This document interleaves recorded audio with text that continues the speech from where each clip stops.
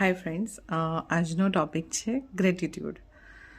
તો આ ટૉપિકની સાથે એક એક્સરસાઇઝ જોડાયેલી છે કે આપણે આ 2025ના વર્ષમાં બહુ જ બધા લોકોએ આપણને હેલ્પ કરી હશે, બહુ જ બધા લોકોએ કોઈક ને કોઈક રીતે આપણને સપોર્ટ કર્યો છે, આપણને મદદરૂપ થયા છે. તો એ બધાને આપણે 2025નું વર્ષ પૂરું થાય એ પહેલાં આપણે એકવાર એમને થેન્ક યુ કહીએ દિલથી.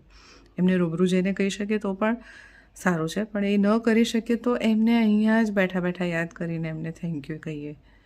અને એ થેન્ક યુ અગર આપણે શરૂ કરીએ ને તો એટલું બધું લાંબુ લિસ્ટ બની શકે કે એનો એન્ડ ના આવે. પણ તો પણ આપણે ટ્રાય કરીએ કે એક પેપર અને પેન લઈને બેસીએ અને યાદ કરીને એ બધા જ લોકોને થેન્ક યુ લખીએ. એટલીસ્ટ 50 જણાને આપણે થેન્ક યુ કહીએ. આપણે શરૂ કરીએ તો આપણા ફેમિલીમાં જ mother, father, sister, husband, wife, child, neighbours કે આપણા જ દૂધવાળા કે આપણા જ ધોબીથી લઈને, અગર આપણે ઓફિસમાં છીએ તો આપણા બોસ, આપણા કલીગ, આપણા સબઓર્ડિનેટ, અગર આપણે કોઈ શાક માર્કેટ્સમાં કે એમાં ગયા છે જ્યાં આપણને નોર્મલી કોઈ ફિક્સ જ હોય છે ત્યાંના એમ્પ્લોયી કે જેને આપણે ડે ઇન ડે આઉટ મળતા હોઈએ છીએ, જે પણ આપણને હેલ્પ કરતા હોય છે.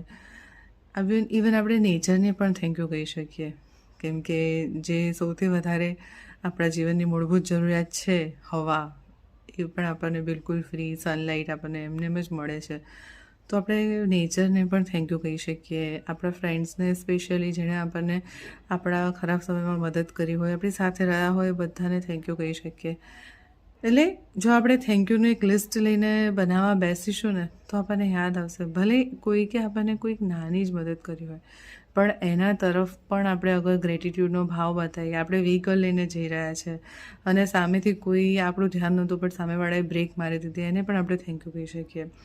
આપણે સેફલી ઘરે પહોંચી ગયા છે કેમ કે આપણી આસપાસ ચલાવનારા વ્હીકલવાળા સેફ ડ્રાઈવ કરતા હતા, ઓવર સ્પીડ નહોતા કરતા, આપણને ટક્કર નથી મારી, એના માટે પણ થેન્ક યુ કહી શકીએ.